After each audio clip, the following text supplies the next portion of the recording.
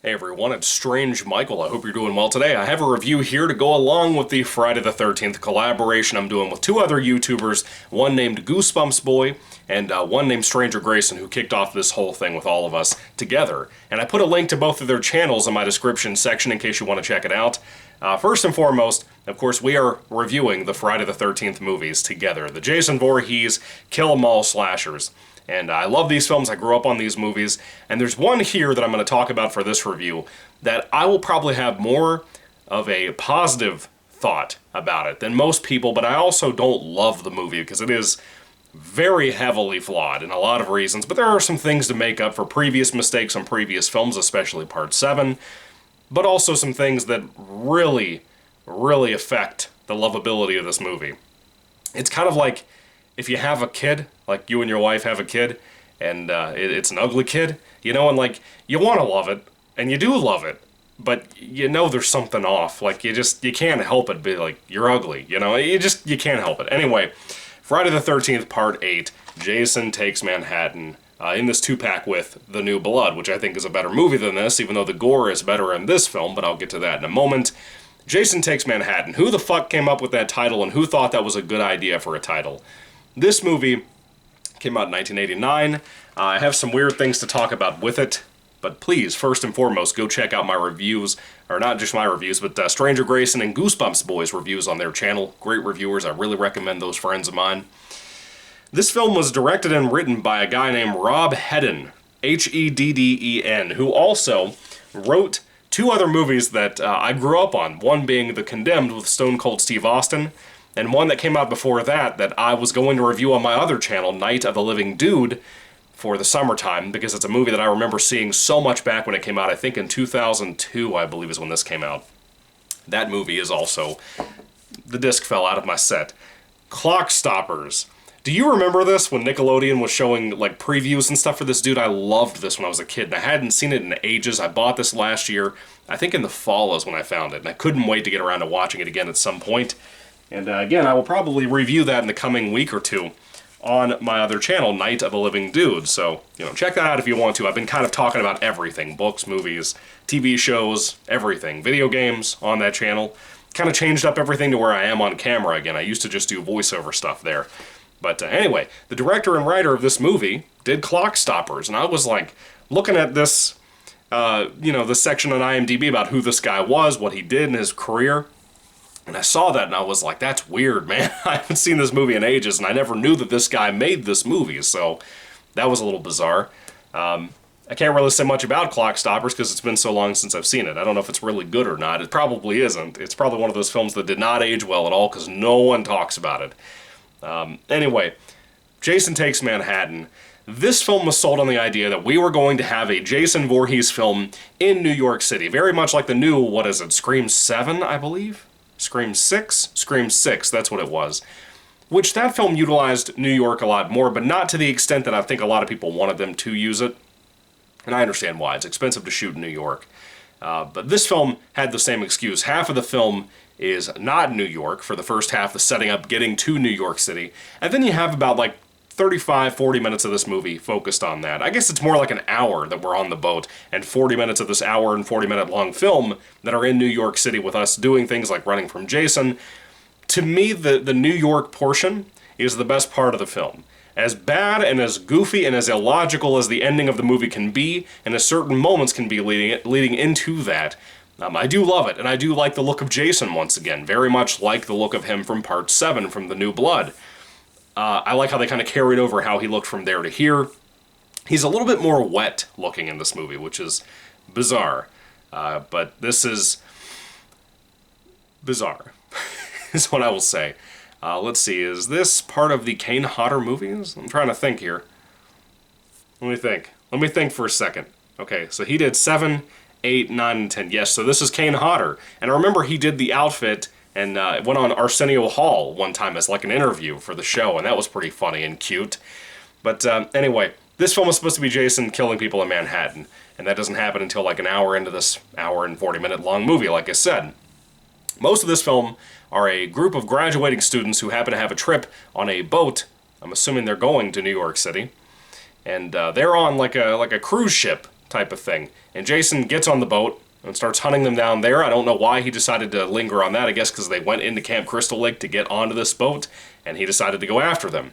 So most of this film is just a slasher film of Jason killing people, but as I said earlier in my review, and I'll talk a little bit more about this in a moment, there are a lot more kills on screen. Some are creative, a lot of them really aren't. A lot of this film has jump scares and that kind of thing.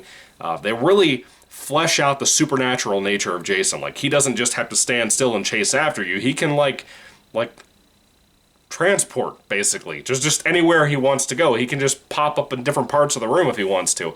It's kind of cool. I kind of like that, but it's only utilized really well in one scene involving a dance room. Kind of like a disco room, and it's pretty cool.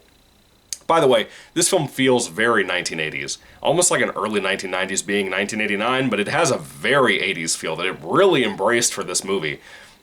With that being said, the music is probably the best of the entire series for me. I love it. I think it is so cheesy and 1980s-like, and I love that. I love it when I watch things like Better Off Dead or Breakfast Club, and you have these incredible soundtracks. This movie has that, and I think Harry Manfredini did the music again for this film, so that really surprises me, because usually I'm used to his little violoncello shit that he usually does as the Friday the 13th theme music. Not even the theme song, just like the theme music, the thing you typically think of when you think back to Friday 1 or Friday 2 or 3 or 4, or even 5 for that matter. 6 is when things started to change with actually using soundtrack music.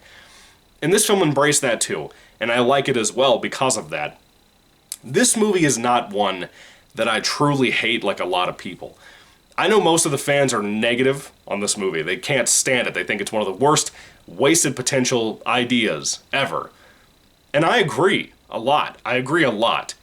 But the fact that The New Blood, Part 7, the previous movie, didn't have any blood, almost at all. I think there was a couple of moments you saw a little bit of blood here and there, but the kills themselves, you never saw them happen at all. All you saw was aftermath, and a lot of the time that was even butchered up and censored by the MPAA as well. So, you know, this to me was an improvement when it comes to that regard. We got better kills. We got a lot of them on screen. A lot of them were really gruesome and bloody, and I enjoyed that. Most of the time, I would say, they were pretty cool like that. And this film has some great moments, too. They really utilized Kane Hodder well. To me, this is a good second performance. It's not like Jason Goes to Hell for the third Kane Hodder performance that they really wasted he and Jason on. But people say they waste Jason here. To me, they don't. I like the look of him. I like what he does. I like even the yellowing of his hockey mask now. That's pretty cool, too. But people are, to me, unfair about this film. I said that plenty about Part 5, and I think Part 5 is truly better, much better than this movie. But I have friends in the community who just, I've talked to over and over again, who just think this movie sucks so bad, and I just don't agree at all. I just don't. It's not the worst thing ever. This is not the end of the world. You know, this is the last Paramount movie that they ever made for Friday the 13th before they sold it off to New Line Cinema to then get Jason Goes to Hell, the remake, Jason X, or not Jason X. Yeah, Jason X was part of that too, right? It's and Freddy vs. Jason, I forgot to mention that too. And that was kind of like a bad moment for the next movie, but this one, even with its awful ending, if this had been the last Friday the 13th, I would have been really upset about that. I think it would have been a horrible end to the series. They had a chance to almost do a soft reboot again, but they did not take that advantage for Part 9, which is surprising. Friday the 13th, Part 8, Jason Takes Manhattan, to me, is not a complete loss. There's a lot to say about it. I think it looks visually good. I think rooms like the dance room I talked about are like optimizing the cruise ship for the best shots they can possibly get. I like all of that. I thought it looked really good for the most part. When it comes to the cinematography and the look of the film itself for 1989, for a slasher film with the kind of budget they had, and you can tell they had a little bit more money pumped into this because of the New York City filming, because of the cruise ship stuff where they had to make it look physically good. And the effects, like I said, to me look good for the most part. The music being so good with the soundtrack stuff. Yeah, it's people that as far as I know, I've never heard of any of the people who were on the soundtrack, but it was good enough and quality enough that I'm surprised they weren't radio jams, you know what I mean? Like, it just surprises me how much I enjoy this compared to most people. But let me say this, as I said about like Part 7, as much as I enjoy Part 7, I like that way more than this, for sure. there are a lot of dry spells a couple of times in that movie. It's not to the extent of like part 1, part 2, part 3 that are just cursed with some moments, some 20-minute portions sometimes, of just nothing happening. Somebody making fucking coffee, walking past a fireplace, walking past the fireplace again. That happens a lot in those earlier films, and to me it kind of irritates me just over time the more that I watch those movies.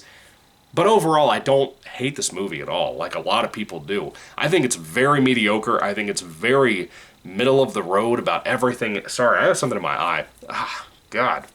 What is that? Ah.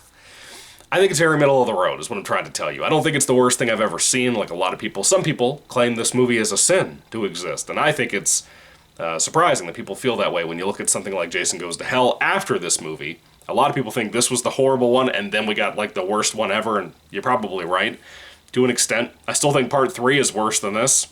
I know that's a sin, too. That's the one where he got the hockey mask. Everybody always tries to throw in my face. Shut the fuck up. I think that film is worse than this, for sure, and you will see it lower in the rankings than this movie, for sure. Because again, as illogical and as stupid as this movie can be, even its logic about the underground of New York City doesn't make any sense. I don't care. I like it more than part 3, and I will stand by that till the day I die, at least at the current moment in my life. With all that being said, though, I really don't have much more to say about Friday the 13th Part 8, Jason Takes Manhattan.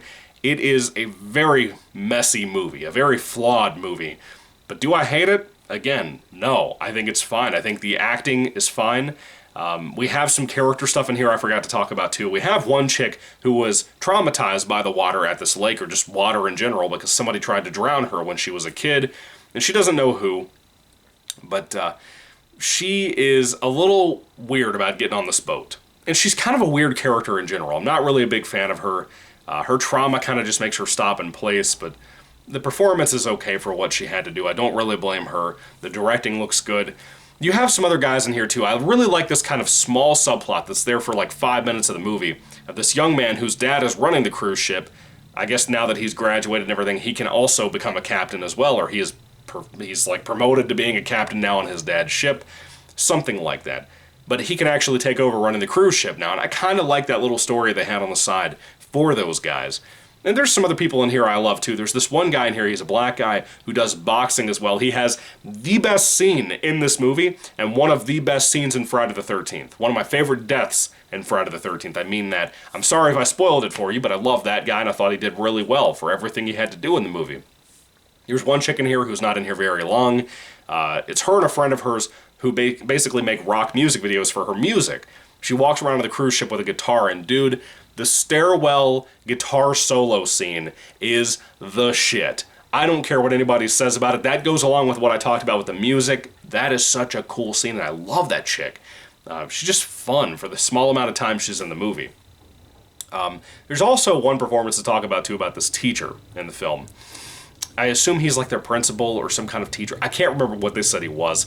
Didn't really focus on that too much. I was too busy kind of being distracted with like Jason doing cool things most of the time. It's not one of those films where you're waiting forever for Jason to eventually show up and kill people. It's most of the time it's Jason walking in the background, doing this, doing that. They took note from part 6 and part 7 and really utilized Jason more than I think part 1 through 5 did, which is a good thing in my opinion.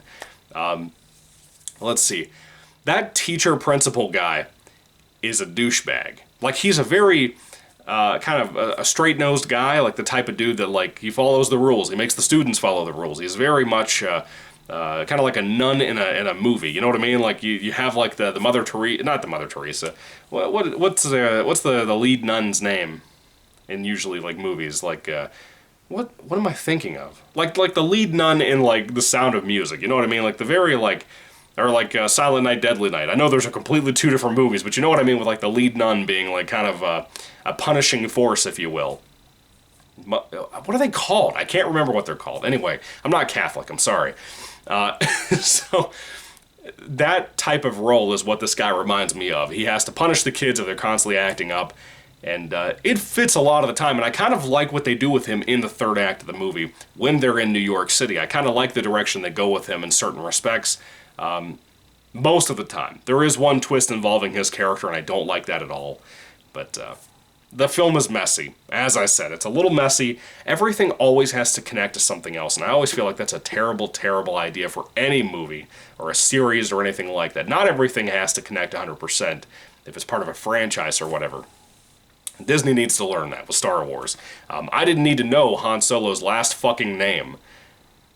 I didn't need to know that, or why he has that last name, and it wasn't even his real last name. It couldn't just be his name. You know, a lot of us have said that in the community forever, but yeah.